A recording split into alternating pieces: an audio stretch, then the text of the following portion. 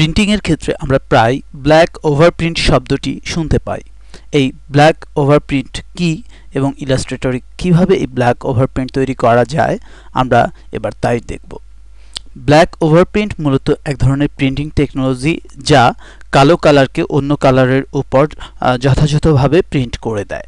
আপনি লক্ষ্য করলে দেখবেন আপনি যদি কোনো আপনার আর্টওয়ার্কে ব্ল্যাক ওভারপ্রিন্ট ফিচারটি না দিয়ে তা প্রিন্ট করেন, সেক্ষেত্রে কোনো ক্ষেত্রে দেখবেন যে আপনার ব্ল্যাক স্ট্রোকের আশেপাশে কিছুটা গ্যাপ বা অন্য কালারের প্রলেপ দেখতে পারেন।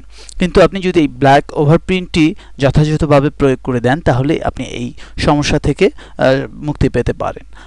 এবার আমরা শিখব কিভাবে ইলাস্ট্রেটরে এই ব্ল্যাক ওভারপ্রিন্ট প্রয়োগ করা যায়। প্রথমেই আপনি আপনার আর্টওয়ার্কটিকে নির্বাচন করে নিন। এবার ফিল্টার মেনুর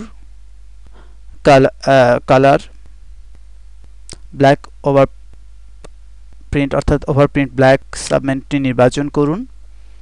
এখানে পার্সেন্টেজ 100% দিতে হবে, দিয়ে ওকে চাপুন।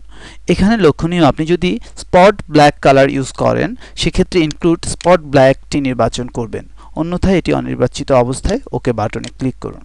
তাহলে আপনার এই ইমেজটি ব্ল্যাক ওভারপ্রিন্ট হয়ে যাবে। লক্ষ্য করলে দেখুন যে আপনার ব্ল্যাক কালারগুলো নির্বাচিত হয়ে এগুলোকে ওভারপ্রিন্ট করে দিয়েছে।